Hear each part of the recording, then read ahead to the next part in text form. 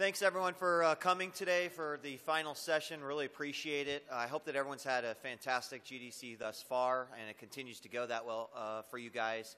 My name is Marcus Graham. Online, I'm known as DJ Wheat, and I'm joined here with Ernest Lee today, and I'll do a more formal introduction in a second.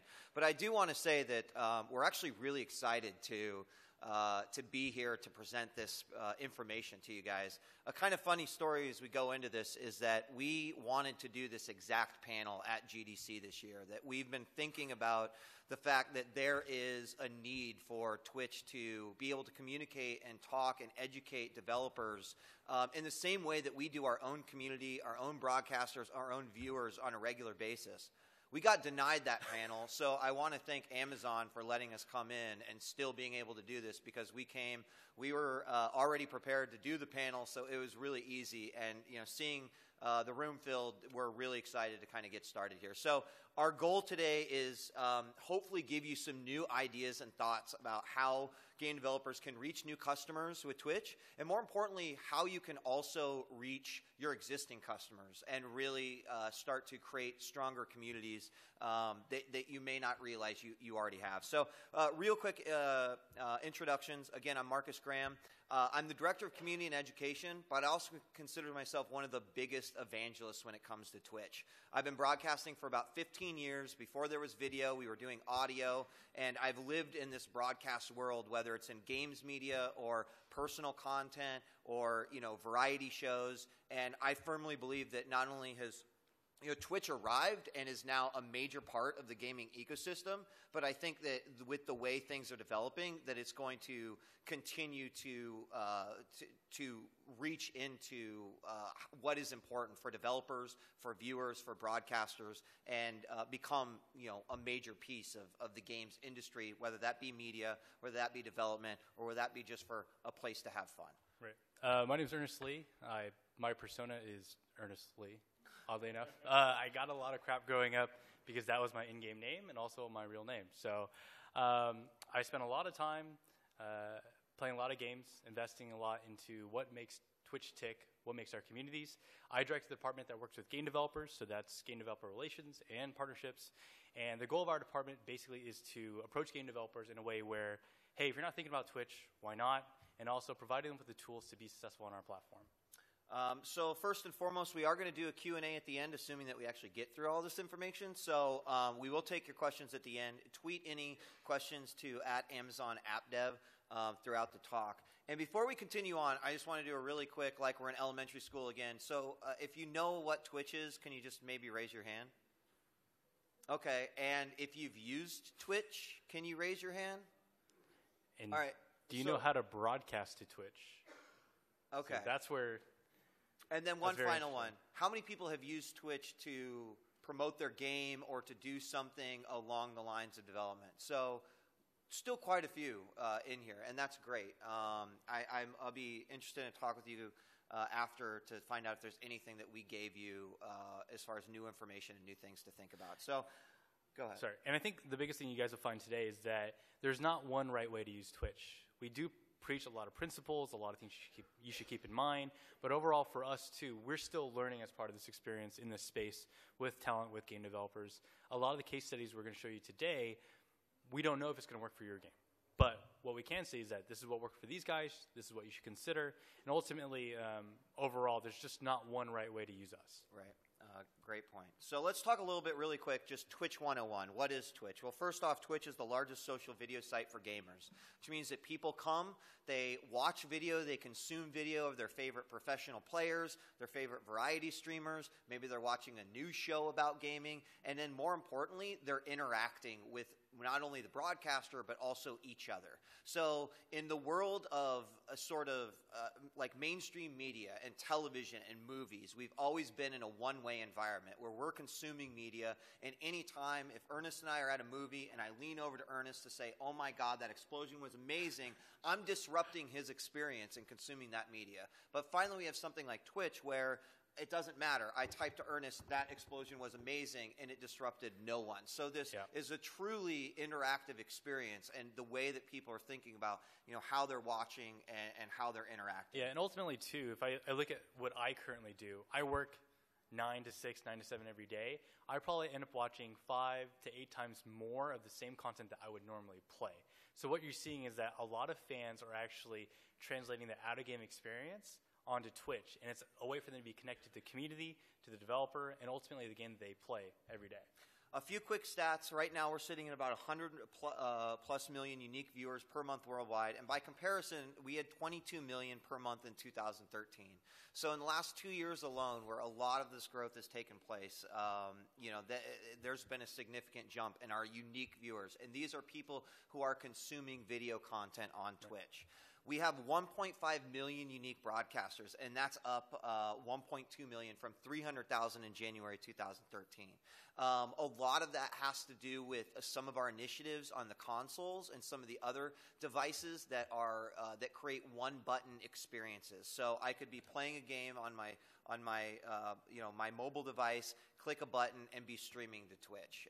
And that has accounted for a lot of people who want to share their content and broadcast. And the Xbox One, PS4 game integrations as well. We did that with PlanetSide 2, Minecraft, Smite, a bunch of mobile games, Asphalt, Heroes of Order and Chaos. So there's a lot of different technical integrations that we've done in the past few years that have attributed to that unique broadcaster base. And probably one of our stats that we're most proud about is 106 minutes spent daily, and that's on Twitch per user. So if you can imagine that 100 million unique viewers, and that some of them probably just watch a few minutes and leave, when you think about 106 minutes on an average, it really is just an absolutely astounding number. And this isn't necessarily someone who's like, oh, there's a show on at 7, so I'm going to tune into my show. This is just an individual who might say, I have a free hour, and I could play games, or I could go and see what other people are playing, or find out what's new this week, or watch my favorite entertaining broadcaster. Right. So they're going back regardless of what content might be scheduled. Now, one of the reasons they're going back now is the developer access that we're getting, and I think that's what we're going to start talking about here in just a second. I did want to point out down at the bottom, we have sort of 5 pillars. Media, communities, developers, events, and esports. And I want to kind of explain that in the whole grand scheme of things, it really went communities first, the broadcasters came, and then esports started to grow on Twitch. This is competitive gaming like League of Legends and StarCraft 2. And that's when media and events started taking notice that there's a new audience here that people should start paying attention to. And ultimately, developers were kind of the last ones to come in and say, well, wait a second, there is something here. And so what we're going to do is we're going to go through 3 case studies that we really feel exemplify how amazing you can create the Twitch experience for your fans and for ultimately new fans, new customers, and new community members. So before we kind of go into it, break down what overall developers are doing. And over on the right side, you can see some just examples of, like Ernest mentioned, the Twitch integration in Minecraft. There's EA's channel for Battlefield, where they have the new Battlefield Hardline coming out, so they're able to kind of use their own offline channel graphics to still market their game. H1Z1, which we'll talk about a little bit, highlighting a 12-hour Twitch stream that they're doing with all their developers. These are just some of the ways that we're seeing. And primarily, there's 4 things that they're doing. First off, they're creating their own original content to market their games. And this is and we're going to go into a little bit more detail, but we do want to define content, because on Twitch, when we refer to content, we mean you broadcasting to your communities, to your fans, maybe showing off a new item you have in a game, maybe showing off a new game mode that you guys have created, maybe, just announcing a game. There's a number of content pieces, and we'll talk about quite a few. But when we do refer to content, we are referring to the actual live video streams that you're bringing to Twitch. Right. And with that content, too, what we've seen over time is that in a lot of standard traditional ways, that usually is like the community manager's job, right? The community guy, go out, say the message, talk to the community. But what we're finding is that we have marketing teams on board, PR teams, community teams, media teams, product marketing. All these guys are working together because at the end of the day, it's the same brand and the same message, which is this game is great, check out this feature, try this out. And ultimately, that just helps everyone. It helps us, and it helps all the different departments at these game companies. Additionally, engaging with Twitch broadcasters. So you are obviously broadcasting your content to maybe your existing community, or you're trying to reach new customers. One of the leading ways to do that is to engage with some of the gamers, if you will. Don't even think of them as broadcasters, but maybe as new age journalists. And we'll talk a little bit more about that in just a bit. Gathering feedback. We are finding that developers who are willing to go in and engage with their community on a transparent level are having an amazing amount of success. Right. Believe it or not, people want to see failed prototypes. People want to see what the graphics look like 3 builds before you are happy with them. And we're seeing communities grow around these games that are choosing to go into their development process with a little bit of transparency. Like, imagine as a gamer, right? Traditionally, we've read blogs, we've subscribed to magazines. We haven't really had a true video option to be able to consume a lot of our favorite IPs, new games, new titles, our favorite developers, etc. But now this ability is here. And believe it or not, gamers want to know how the hell you guys are making games. They want to know what thought process you're putting into doing it this way or doing it this way. And they also want to get involved. So we're going to hit on a few points where you'll find gathering feedback and actually responding to your community and sort of this active development process can lead to incredible loyalty and just a huge interest in your games and titles. Yeah. Has anybody heard of Handmade Hero on Twitch? So Handmade Hero, that's great in the back. Handmade Hero is a developer, an indie developer who's actually actively developing a game live on Twitch. And that was actually derived from the fact that we launched a game development category in our directory, so that, you know, for us, discovery is one of the hardest things. It's based off of viewership, based off of categorization, and when you have game developers doing this, you know, open game development, how do you actually get eyeballs to it? We launched that category, and as a result, Handmade Hero is one of our bigger channels on Twitch, and the guy is literally sitting there coding, taking questions. Hey, this is what I'm doing. This is the outcome I predict. And getting that feedback is just like a full ecosystem of feedback back and forth with the consumers who are watching. And the last thing that they're doing is, if applicable, and that's important, you know, creating competitions, creating tournaments around their games that brings more viewers, brings more interest, and potentially brand awareness. And, well, we might commonly refer to this as like the esports initiative or competitive gaming. So let's move on and start with our first case study. Who's heard of a game called ROBLOX? Yeah, it's like the biggest little game you've never heard of. That was me before my 8-year-old son came to me and was like, Daddy, this game ROBLOX is awesome. And I was like, I need to look this up and find out what this is all about. So I skipped over the developers using Twitch, but if you want to take a second, here is a sort of a solid overview of the different developers that are using Blizzard, Riot Games, ROBLOX, who we're about to talk to. I think the takeaway, too, is that a lot of this is not consistent, right? These developers, some of it is esports, some of it is not. At the end of the day, it's all content, it's all stuff that the audience wants to see, because they don't actually get that as a consumer of the product. They want to hear from you.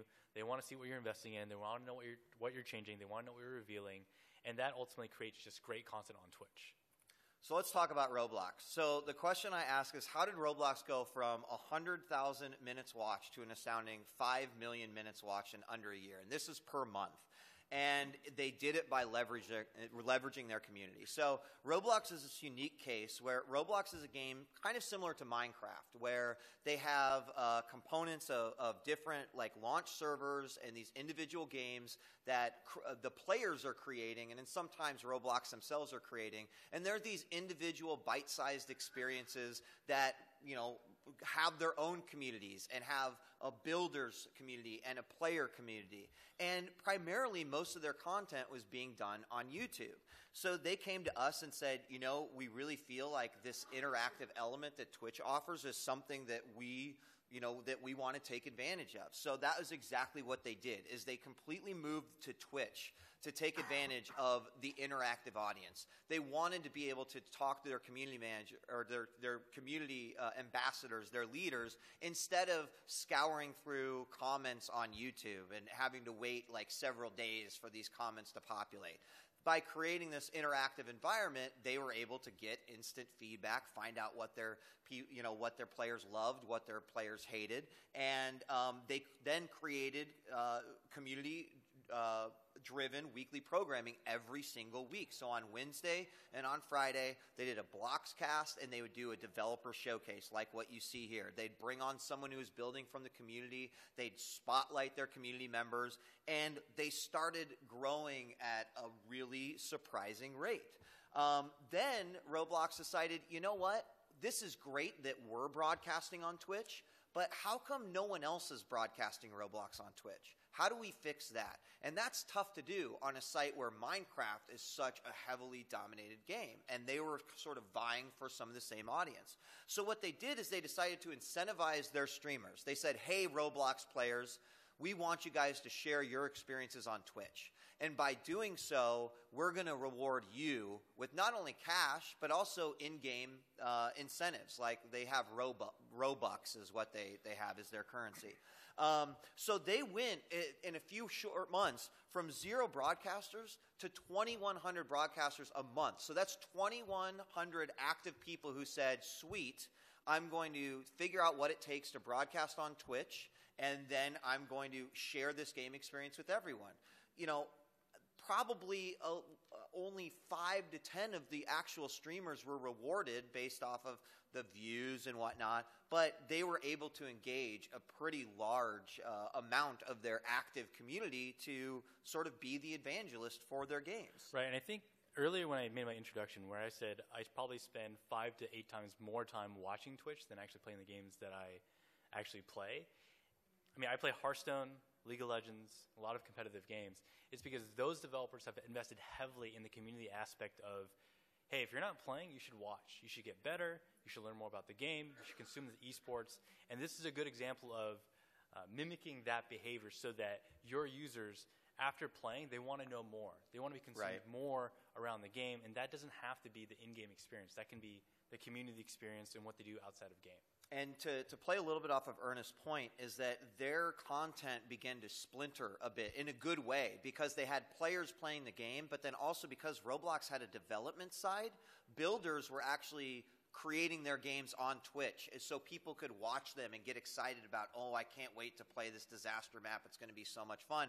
And then they would do interactive streams around the release of this game. So they really found a great way to make it all fit within the ecosystem. So they used their community to gather show feedback and content, and they would feature different community members each week. Like, that's an important aspect. We live in this interactive environment, and one of the reasons why it's successful is because in a world of consuming entertainment and media, we are oftentimes just this passive viewer. But suddenly when you can be recognized by a game company for your efforts in the game, that's an amazing feeling for an audience. And sometimes we take that for granted, but these guys will take that, they will embrace it, and they will just scream your message from the top of their lungs. Yeah, and I think an important thing to note, and an analogy I typically make with game developers is, why do we follow celebrities? Why do we follow superstars in sports? It's because we never will actually have a connection with them, but we idolize them.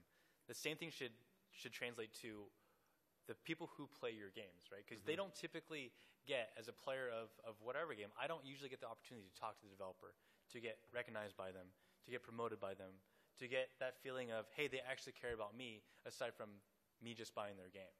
Yep. So just really quickly, and I want to, over here on the right side, so there's 2 things I want to point out. I'd mentioned that they would immediately go to their community and say, hey, we just did this new developer showcase. Tell us what you think about it. This is an amazing way to gather community. Like, people will say, hey, we love this segment. You know what? This one, it kind of sucked, so just get rid of it. And, you know, not all the time are you listening to this feedback, but you're able to at least gather it and then make changes that are appropriate for the content that you're making. But one other thing I want to point out that Roblox did really well is you can see over to the right, this is actually what is shown under their video player. And you'll notice one of the first things they did is they created a want to get started, read our guide to streaming Roblox to Twitch. They did a little bit of work to enable their community to stream because their game and the way it works, there's some considerations when you stream. And so they thought about that. They knew that that was a barrier of entry, and they put some time and effort into going, what is the best way for people to stream our game to Twitch? And it was incredibly beneficial for them based off of the amount of broadcasters they got. But really quickly, some of the values that they got is they tapped into a new audience as well as embracing their existing audience. And this was very apparent by the number of broadcasters that got involved. They did see several high-profile streamers go, oh, Roblox, what is this? This is kind of cool. I play Minecraft. Let me see what it's all about. And suddenly they were able to tap into their communities as well. They created a brand awareness ecosystem, as I mentioned, from the builders to the players, and then also getting new audience members involved. They were educating their users on how to broadcast, and this is also another great way to enabling them to share your content and what you guys are creating. They're just as proud to be sort of a spokesperson in that regard. And again, they were able to position themselves as a top 20 game on a site where Minecraft is always in the top 10. And that's a really tough thing to do. I'm really just constantly impressed by the fact that they're able to break in through there all the time. And like I mentioned, they're the biggest little game that you've never heard of. And then stats over the last year. So they went from broadcasting, as we mentioned, 0. No one was broadcasting Roblox until they started doing it themselves. And then they've got on average about 2,200 to about 3,000 per month. And then also, they've built 48 million channel views in the year that they've been broadcasting, and they have 59,000 followers. And those are followers who are instantly notified the moment that they go live.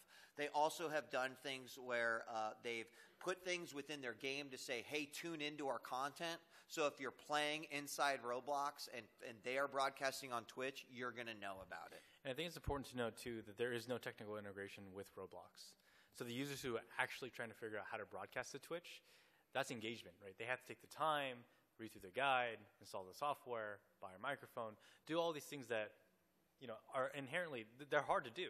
You actually natively have to care a ton to want to broadcast to Twitch. And that just speaks to such a great job that they've done to empower their audience to create content. So we want to talk about our next case study, which is a game called Warframe. And Digital Streams, they're a company that definitely takes a different approach to Twitch. Where Roblox went for frequency and constantly engaging the community, Warframe, they tend to go for very unique content. Like, they want to have a reason for why they are going on air every single time. So they're one of these few cases where being non-frequent can actually be beneficial and have a good effect. And I'll explain exactly what that means. Yeah, I think just to give you guys a little history. So 3 years ago when Twitch was growing, we were there. The pitch that Marcus and I would go to game companies with is say, hey, just broadcast. Everyone wants to watch it.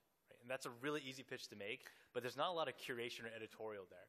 So this is about 2013 March timeframe. I was talking to Warframe, and they were like, hey, we want to broadcast on Twitch. What do you think? I'm like, hey, just do it.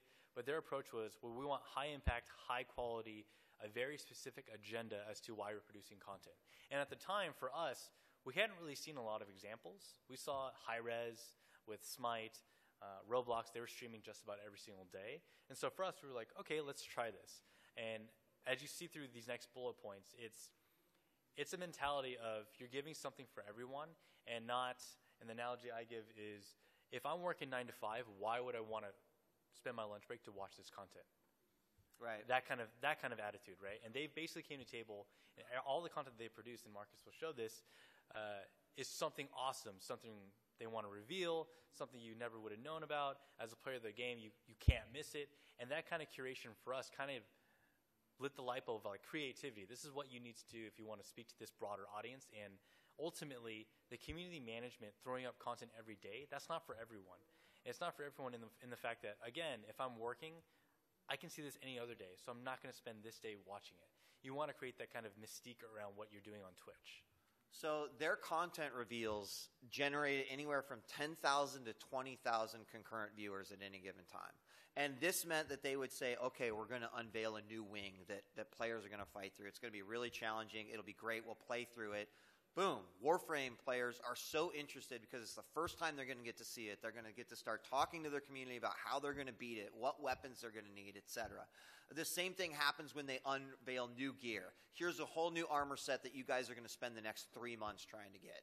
And this is really exciting to the Warframe community, and they feel like they are constantly sort of rewarded as being, loyal community members with these content reveals, and, they've gotten behind them, and they've really spoken back to them and said, this is amazing, and we want more of this. So Warframe and Digital Extremes, they identified that the content they were giving, they were literally like, think about it, a press release.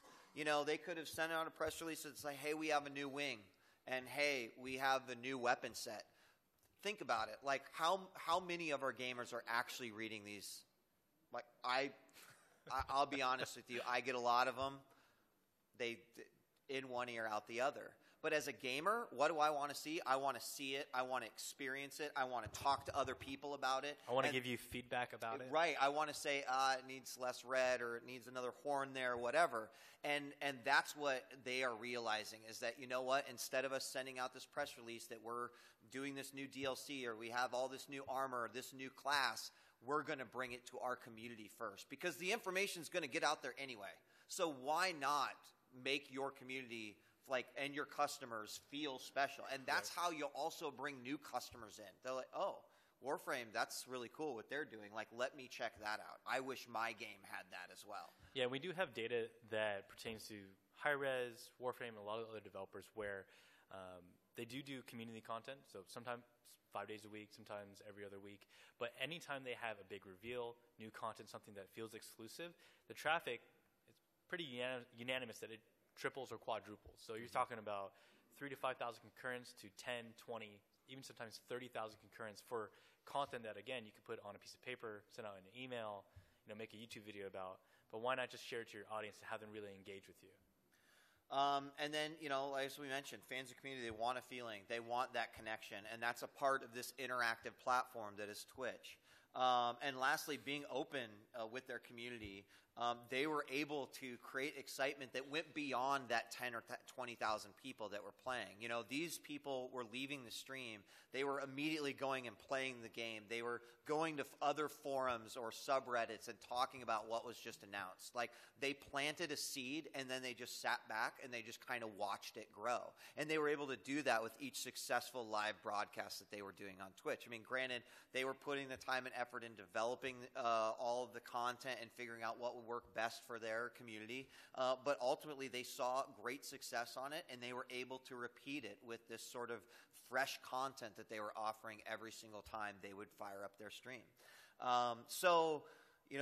They created content which was meaningful. They gathered the feedback, and they made these changes that were directly affecting the community. And the community is loving them for it. And they are a community that would jump in front of a bus for these people if they saw or had the opportunity to do so.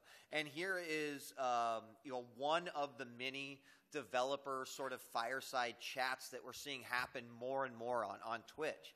And again, this is one of these situations where 2 years ago, you probably would have looked at me and said, you're crazy if you think that people want to watch 5 developers sit around, answer questions. But let me tell you, right now, more than ever, this is exactly what gamers want. Not all of them. Not all of them. Some of them just want to play or see what the new shiny thing is.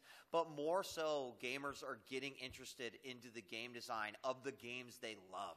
So it really is an opportunity to connect with a deeper level. And you know what? Those 1,000, 2,000, 10,000 people, those are the people that are going to walk away from their computer, and they're going to spread the word. Hey, Ernest, I was actually watching a dev talk on Warframe the other day, and they were mentioning that they're going to, nerf this class because it's too big, and the community is really excited about that. It creates that discussion. Suddenly, this interactive experience goes offline and was sort of kicked off by the content that was delivered to Twitch and that interactive experience that exists. And you should look at it as a retention player, right? I think it's really easy to say, from a UA standpoint, user acquisition standpoint, this is what I'm going to put in, this is what I expect. But there aren't a lot of strategies to really cater to, okay, how do we get someone playing after the first hour or a week from now or a month from now? How do we get someone tuning in because there's a new piece of content a year from now? And this is exactly how it should be looked at, is the community sentiment that's generated from this, those users are going to be playing for longer and talking about the game for longer than they normally would. And our last case study is H1Z1. So SOE, they wanted to announce H1Z1, and they could have gone the traditional route. You know, they could have just blasted out a press release. But instead, they went to Reddit, and then they went to Reddit to promote a broadcast on Twitch. And they didn't really tell people what it was going to be, but people had a good idea what it was. And Jimmy Wisenhunt, one of the developers, sat alongside with another developer, and they were just like, hey, we're announcing a new game, H1Z1. Here it is. Check it out. And people went nuts. They went crazy. The chat was just, this is the best thing I've ever seen. I can't wait to play this game. They created an instant hype, and they fulfilled the satisfaction of all these gamers that played DayZ, that played Arma 3 or Arma 2, and were looking for that next new survival game. So, what did they do? They embraced the Twitch broadcasters. They saw during this announcement who on Twitch that broadcasts regularly was interested in their game. And then you know what they did? They started going after those people. They started saying, hey, we understand you've shown interest in our game. Would you like to play it? Can we give you early access to the game so that you would try it out on Twitch? The results are quite amazing when this happens. And another add-on, too, is they flew a lot of talent out to get feedback about the game. Right. So we have Twitch talent that actually directly helps shape, okay, is this game good? Should I broadcast it? Is it broadcastable? What do you like about it? What is not great? And so you see like a direct investment for them to recognize that our audience, our broadcasters, can actually affect your brand awareness after a game is launched.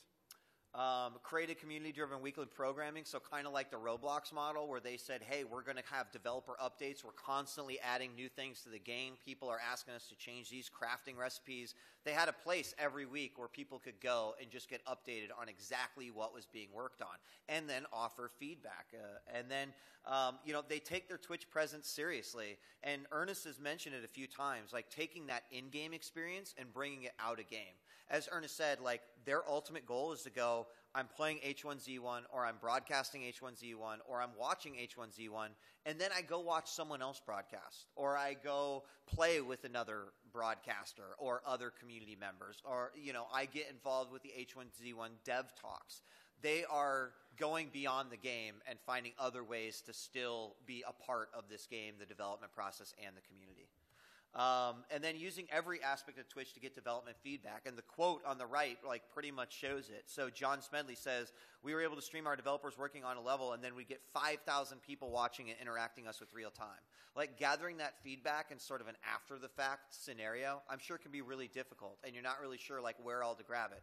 I'm not telling you that Twitch chat makes it any easier, but what I am telling you is that at least it is right there, and you can analyze what people are saying about the game and what initial reactions are. And it's both, you're going to get every aspect of it, from the greatest praise that you'll ever receive to the how did I even wake up this morning and this person like said this to me, it's so horrible. But how you interpret that feedback is up to you, right?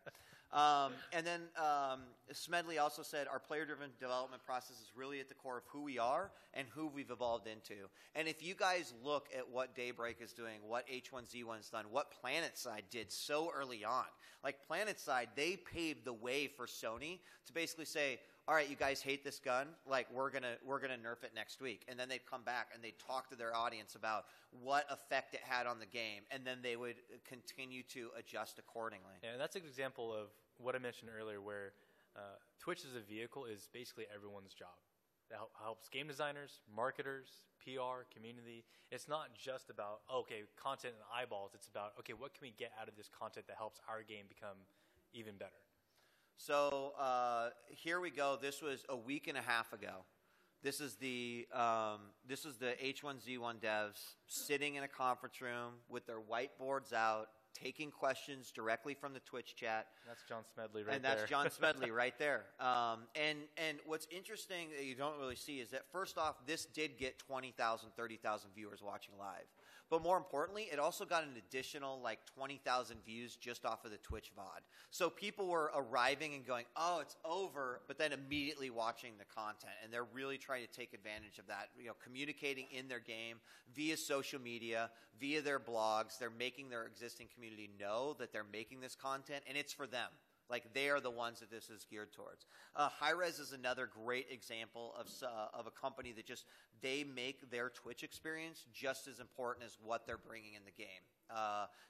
When they have their own competitions going on, there's a link that will take you directly from their launching client to their Twitch stream so that you can watch what's happening in the world of competitive Smite. They're constantly doing development feedback. They're unveiling new things. They really make this a part of their sort of global community and development strategy. So what we want to do is talk about some of the things that we think you guys can do and get started. And one of the ways that we think you can just reach new customers by jumping into the Twitch ecosystem is consider that, yes, League of Legends is huge on our site.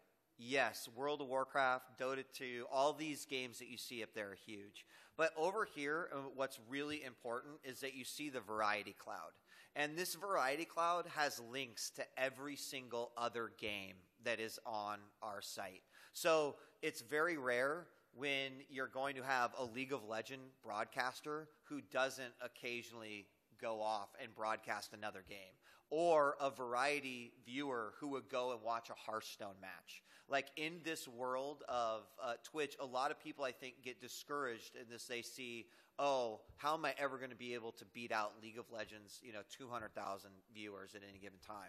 The beauty is that League of Legends isn't on all the time, whether it be their LCS or their top streamers. The moment that those guys leave, that's when we start to see the discovery happen. Other groups going over and checking out other games and checking out other titles. And I think the quote says it good. The Twitch audience isn't a segmentation of communities. It's a whole one where all of these games overlap, and this cross-pollination is real.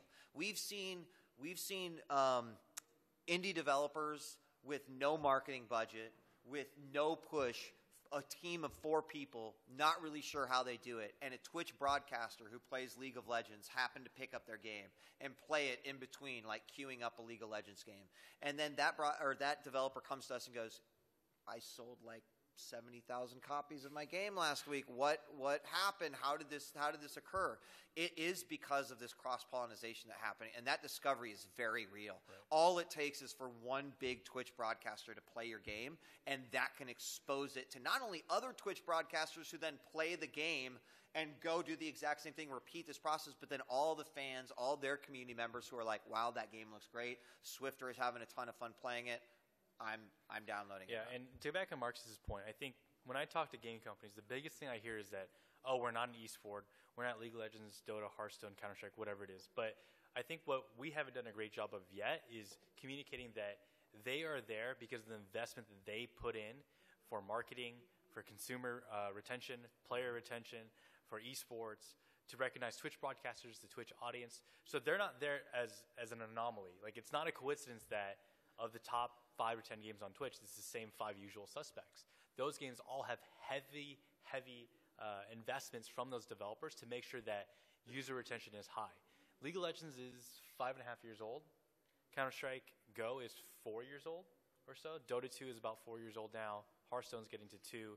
So it's not any surprise that, okay, these games are just magic in our universe. It's those devs, again, they invest super heavily in the fact that making sure that everyone's going to be talking about the game when they're not playing it, and when they're playing it, they want to watch it, and when they're watching it, they want to play it. So consider then you can use their investment to your advantage, and that's kind of one of the things as we begin to close off here. So how should you look at Twitch? And I start off with a picture from a mobile game called Fates Forever, and one of the first of many MOBAs that came out for mobile, Vainglory, Heroes in Order of Chaos are one of them. But they really embraced their Twitch presence right away. As you can see, you launched into the game, and it's like, boom, right there. We're letting people know we have a community we're building on Twitch. We want to get you on it. We want you to show your games, your competitive games, you having fun, and they really kind of kickstarted that.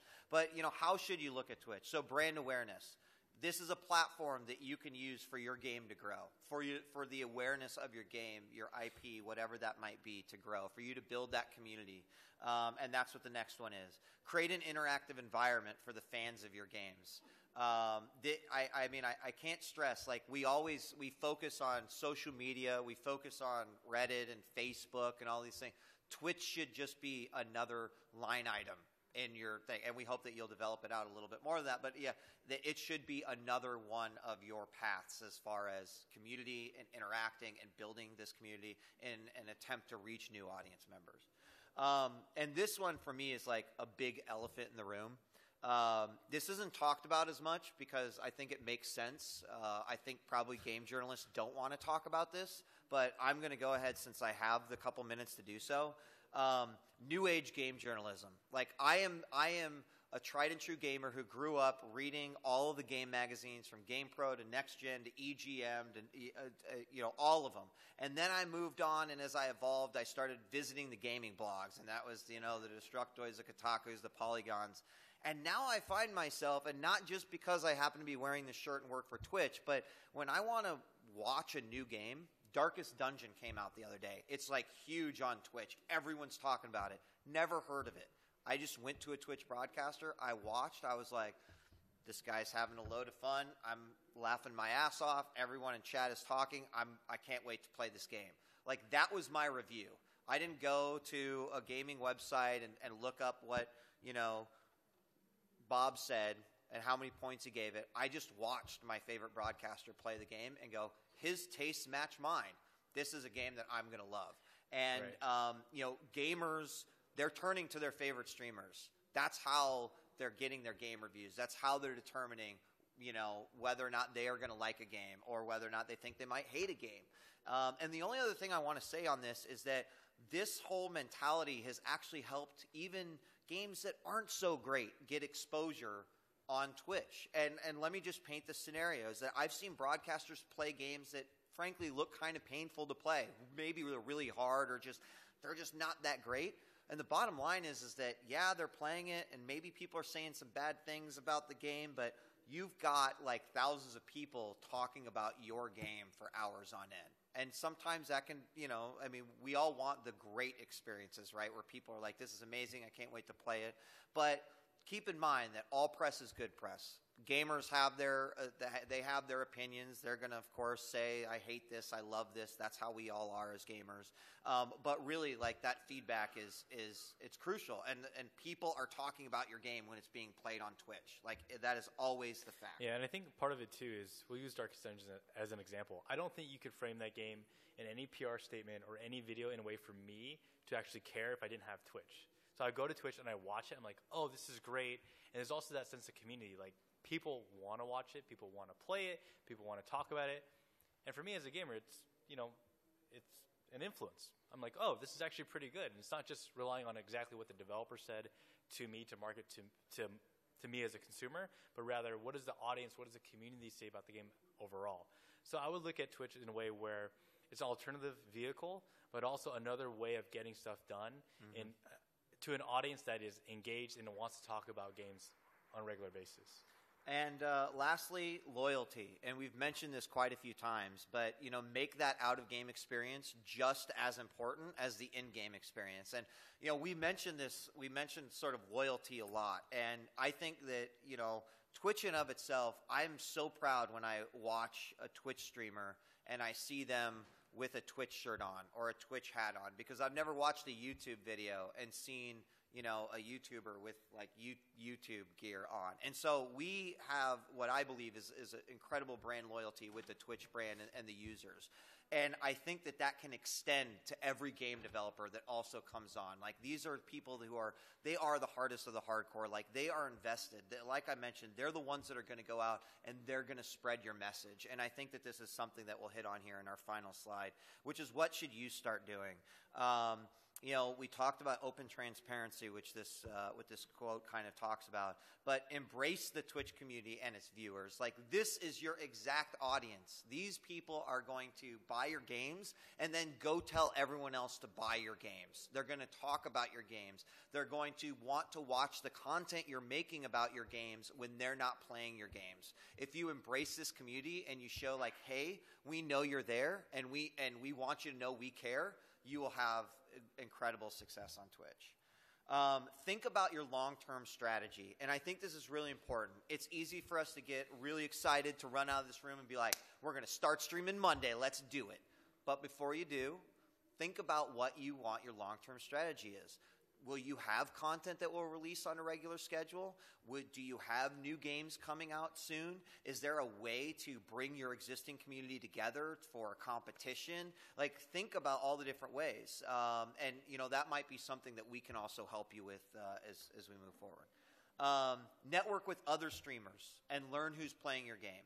I think you'd be really surprised if you start going on as a developer, if you know your game's out there, you've started selling it, go look at other Twitch streamers. Maybe even look at the types of games that Twitch streamers play and start targeting those streamers. They are so happy when a developer reaches out to them and says, hey, I noticed you like these types of games. I've made a game similar to that, and I would love for you to try it. I guarantee you'll never hear anyone go, no. They will always say, yes, that would be awesome. I would love to do that. And that is like an attitude that I feel is almost blanketed across the entire Twitch site and some of the broadcasters. And let me tell you, there's actually like not a whole lot of marketing budgets that can just come in and do what one streamer playing a game can do. It really can turn a game that just no one knows about into all of a sudden a site-wide sensation that we like to think will also bleed out into other aspects of gaming. Right, and I think part of the long-term strategy is don't look at it as just UA. Look at it as retention. What's the strategy after this guy plays a month from now, 6 months from now? How are you going to get the audience re-engaged with the product? Because I think it's really easy to look at us as an alternative vehicle for brand awareness and marketing campaigns. But long-term, the games that work on our site are the ones invested in the long run, not just the install, but also, if I'm a 1-hour user, 10-hour user, 50-hour user, am I going to continue to watch the game and play the game? And then determine what content works for you. Again, when we say content and we refer to Twitch, we're talking about your video content, your live streaming. Like, will it be regular content updates? Is it, you're early on in development and you want to be able to showcase new art for people? Maybe, we've had some developers that have said, hey, we're going to every week bring on a new part of the development team. This week we're going to bring on a composer of our music. Next week we're going to bring on a level designer. And again, you're offering unique content. Like, where can gamers go to hear from a level designer from a development company? Right now, as far as I know, the only place that is Twitch. So make more of that content because we are getting asked for it by our users. But of course, you are the ones that can supply it. And lastly, just reach out to us. We want to help you.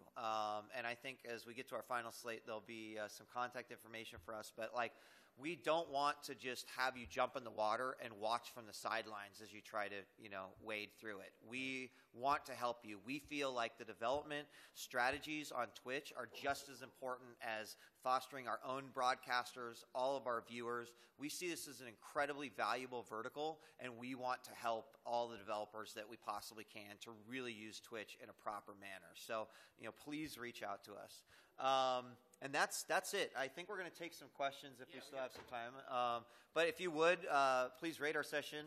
4 short question survey. It's Amazon GDC 8. So we want to give everybody a chance who hasn't filled out a survey at any point today. If you go to that bit.ly, raise your hand. Caitlin in the back, go ahead and wave, Caitlin. She's going to go ahead and give you a raffle ticket. After you take that survey, I've got Fire TVs, Fire TV sticks, and a Fire phone that we're going to be giving away based on that raffle ticket, okay? And now I've got some good Q&A that came in over Twitter. I just want to talk to one thing, Marcus, that you talked about. Sure. Is that the video journalism, yeah. Right? Is that what we've seen today and what you all see at GDC is this is our tribe, right? It's like we can talk about the games we grew up with. Every time I meet a gamer or a game dev, you talk about what games you're currently playing. Twitch is the only place I can go and see my tribe. It's like I do the same thing. I go, what's everybody playing? What are the console games this week? Right. What's on PC gaming? And that's really unique. If you are a game developer and you want to interact with your own tribe and you want to build that community, this is the place to do it. And I've never, this is the first time that's ever happened in my life, as somebody growing up with games. It's really exciting. So, first question. What percentage of users, meaning they just watch versus broadcast versus active, do you see on Twitch? So it's a great question. First off, the broadcasters are pretty much defined, right? 1.5 million broadcasters, so you can get an idea out of 100 million users just what that percentage is. So obviously, like active users does not eclipse inactive users, and that's partially viewing habits, device viewing. Am I watching on a tablet or am I watching on PC, where each offers a different sort of interactive experience with the video and the chat. But I would say that mostly it's going to be, depending on where you are positioned, again, it could be inactive if you are on the front page of Twitch. But if you are a smaller channel with with a smaller chat, you're probably going to have more active users at that point. And it's also important to note that I've never met a broadcaster that is not a viewer. Right. So it's right. There actually is overlap there, and the broadcasters are derived from viewers on Twitch. Here's another question around audience makeup. How many users do you see outside the U.S.? Right now, I believe we are at 30 to 35% U.S., 30 to 40% Europe, and the rest Asia, Australia, and those regions. Okay. And here's one around mobile gaming and Twitch. Do you have any thoughts about the current relationship between Twitch and mobile gaming? So this could be a whole nother hour right now. You will never find two stronger advocates at Twitch for mobile gaming. I've spent way too much money on mobile games. And in content in general with game developers is I firmly believe that there is not content that will not work on Twitch. It's more of a matter of how long, right? So even games like Candy Crush, you get to a level where it's really hard. There's an audience out there that wants to know, how do you beat it? What was the methodology from the developer on this level, and what do I need to do to become better at the game? So mobile right now is very interesting because a lot of developers we talk to, there's a technical hurdle, which admittedly 3 years ago with PC gaming, it was hard, but it was maintainable. It was easy to an extent as long as you knew it. With mobile, you have to buy equipment. We do have an iOS SDK, which does help, but then you get into the realm of I want to make high-quality content with overlays, with a microphone, with the headsets. We are seeing a lot of mobile developers now, Vainglory, Fates Forever, Gung Ho America, Gumi, who have broadcast on us, and they have showcased those games. And so I think for us, it's more of when is it going to explode? I firmly believe it's going to be a huge thing on Twitch. It's just the market right now is kind of a bit everywhere, and we're just trying to figure out how do we best move forward with mobile. I want to make just one other comment, especially if there's some mobile developers in here, because we bring this up a lot when we talk to mobile game developers, and sometimes maybe it's not as let me just so. Right now, the current climate of a lot of mobile games includes something that I would just call a stamina system, right? Marcus hates this, we're all familiar with this. And, I mean, of course, as gamers, we just want to keep on playing. But for the Twitch experience, it actually really disrupts what the Twitch experience is. Because when you broadcast on Twitch, your normal broadcast time is somewhere between an hour to 2 hours. Probably more like 3-4 even. But it's really not 30 minutes. It's not 15 minutes. So as a mobile game player, to go on and say, okay, I'm going to show you this new game, and we're playing it for 10 minutes, and 15 minutes, oh, my stamina's gone, your audience, your max audience hasn't even been hit until you've been broadcasting for an hour. So as a Twitch broadcaster, I have to look at this game and go, this isn't a very good experience for me and my current audience. Is it built in a way to share? Right. So obviously we can't go, so guys, axe the stamina system, because that kind of then impedes on, a lot of the monetization that's happening within these games. So we're thinking a lot about this at Twitch, and we would encourage other developers to think about, well, is there a way to develop around that? If they're broadcasting to Twitch and we can somehow tell that they are, maybe that allows them to restore stamina quicker. Or, then you suddenly create something where it's like they're rewarded for broadcasting your game and they don't necessarily run into the same stamina issues that they would run into if they were just playing on the bus. Another big thing that I would just want to throw out there is that I think Ernest and I are both on the same page.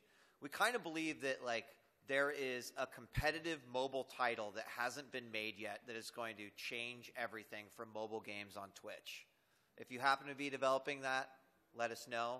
I don't know what it is. I can tell you what it is, but we feel like one of the basis behind Twitch is a lot of competition, right? If Ernie's a broadcaster and I'm a broadcaster and we can set up like friendly competitions amongst ourselves, it really helps to like increase the exposure of a game and, of course, spread to other audiences. We are seeing traces of it right now. So the guys over at Vainglory, they actually reached out to 6 broadcasters on Twitch, and they coordinate like 3v3 matches in Vainglory, and they promote it in game and say, hey, this is really cool, take part in it, and people watch it. Like, the traffic is actually really good.